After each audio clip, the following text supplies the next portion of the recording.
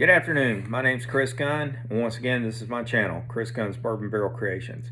So, sitting here this afternoon, and I got to thinking about something, and I wanted to do a video on it. Recently, I was interviewed on another YouTube channel called The Bourbon Legends. If you haven't checked them out, please go over there, check these guys out. They are just a super great group of guys, and I thoroughly enjoyed the conversation I had with them that night.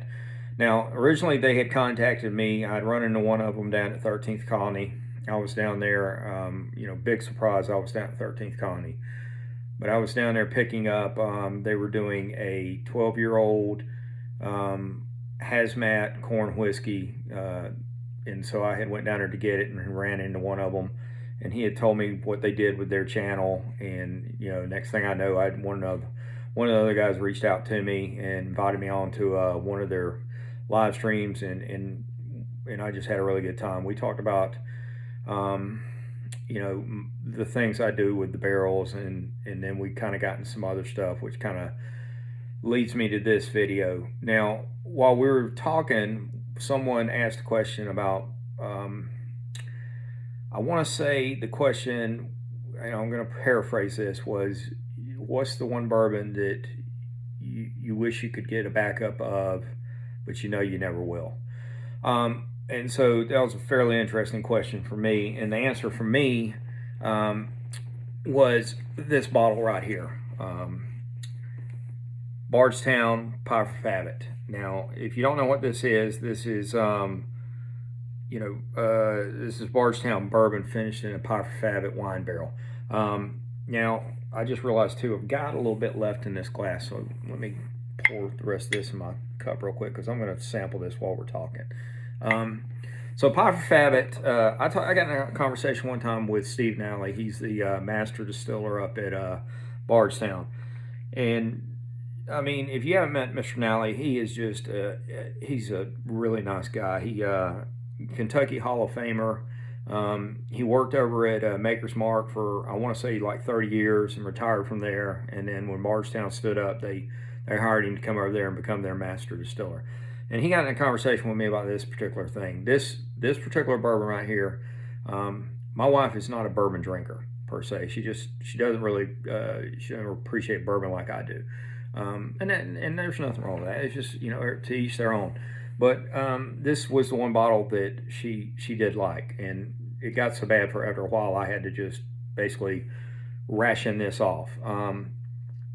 So I'd gotten a conversation with Mr. Nally about this particular bottle, and I asked him, I told him how much I enjoyed it, and then he'd said, well, I appreciate it, and this is kind of how we made it. And the conversation went that he had gotten a barrel from her, and it was pretty dry at the point he got it in Kentucky. He didn't, so he called the woman and he asked her. He said, I want you to leave a little bit of the wine in the barrel, 2 barrels. I want you to force nitrogen in the barrel, get all the oxygen out of it, then freeze dry them, put them onto a refrigerator truck, and get them to me. And she, her response was, Steve, this is probably going to cost quite a bit of money. And he was like, completely understand. Just let's do it, because I think that's what I need to, for him to work his magic. And then he told me, he said he sat on it, he tasted it periodically for, I think he believed, if I remember right, he said it took him like 8 months to get it to where he wanted it. But regardless, I'm a big fan of Bardstown, absolute big fan. I think that when it comes to finished bourbons, I don't think many people can touch them. There's a couple that will get close, but I don't think there's many that can touch them. Now, with all that said, there's been a lot of controversy about Bardstown the last couple weeks. They've changed the labels. And the other thing they did was, as you can see, if you look through the bottle, you'll see she looks like a cowgirl. She is a cowgirl. She got like a lasso. And that's like etching they do on the back of the bottle, so when you look through the bottles, you could see it. I'm like everybody else. I'm not a big fan of the new bottles.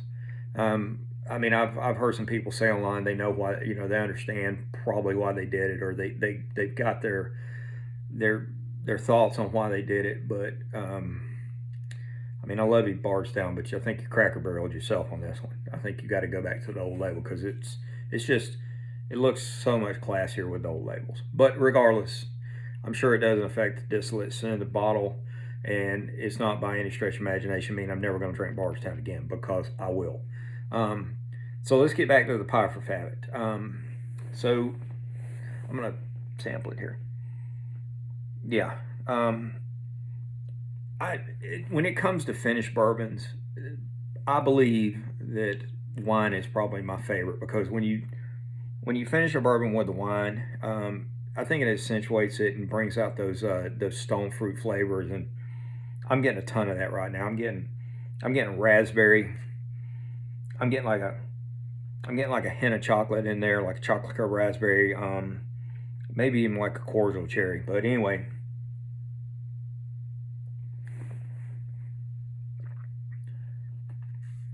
man, that mouthfeel is it is just so creamy, and then it goes down, and it gives you that long Kentucky hug. Yeah, I'm still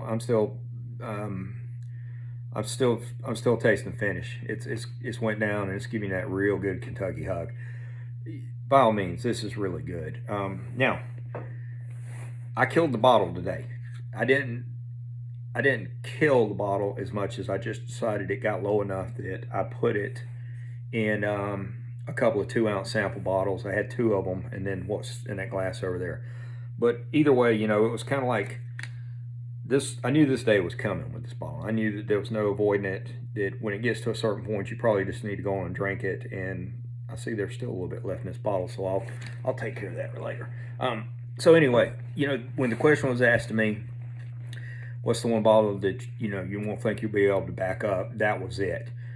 Up until about 2 months ago, I went in a liquor store in Macon, Georgia. It's out on if you know anything about Macon, there's a bypass. Like when you go, like if you're going north 75, you can bypass around Macon, Georgia. Now, on the bypass, there's a liquor store. It's called HP Liquors. It's right off the highway. I had went in there about 2 months ago, and I just wanted to look around. And when I went in there and I looked on the shelf, lo and behold, there it was, Pie for Fabbit. So there was actually 2 bottles, and I left one on the shelf. I just grabbed one and left. And then I was torn whether to leave it or whether to get it. But I went on and left it on the shelf. And then later on, I went to the Kentucky Bourbon Festival, and I ran into Mr. Nally again.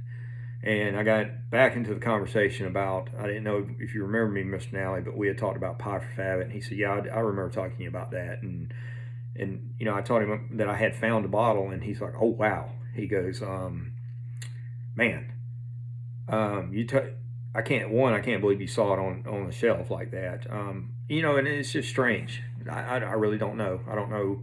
I'm starting to believe that a lot of these liquor stores you're seeing in like Georgia in particular, they're multiple stores.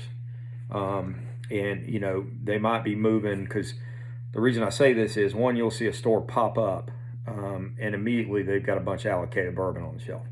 And for me, that's kind of, I'm a little iffy on that one, because I'm thinking I believe you would have to build up your sales before the distributors would give you some allocated bourbon. So I think they're probably moving it from one store to the next.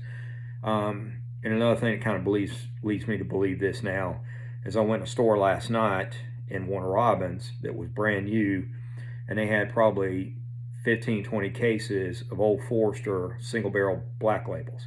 And oh, by the way, nobody's going to pay $130 per bottle. So if you think you're going to sell those, I generally try to keep those opinions myself, but I won't on this one. You need to come down on that price. But once again, maybe you will get it because you're right beside Buc-ee's off the highway. Okay, I digress. Let's get back on to Pie for Fabbit. So anyway, Mr. Nally said, I wish I had a backup bottle of this, because I don't. And so anyway, I was pretty thrilled to be able to get this bottle. Yesterday I went over to see my brother, spent the night with him, had some pours with him, built those memories with him. And then, just out of curiosity, I said, you know what, let's take a ride to Macon. And so we rode up to HP Liquors, and guess what? They still had it on the shelf. And so I figured at that point, you know, somebody else had their chance to get that backup bottle, and since they didn't want it, I was going to get it. So back to the original question, you know, what's the one bottle you wish you know eventually you're going to no longer have, but you're going to want? Well, that was it. And so I'm very fortunate and very thankful that I got back up there and found that bottle. So anyway, that's kind of my Pie for Fab story. I appreciate, you know, you listening to me while I kind of rant on these things. I know sometimes, you know, my videos, I struggle for what to put out. You know, I co-host another channel, Oak and Agave, with a buddy of mine, Prentice, who, by the way, Prentice gave me this hat, and I appreciate the hat, Prentice. I really, you know, really like it.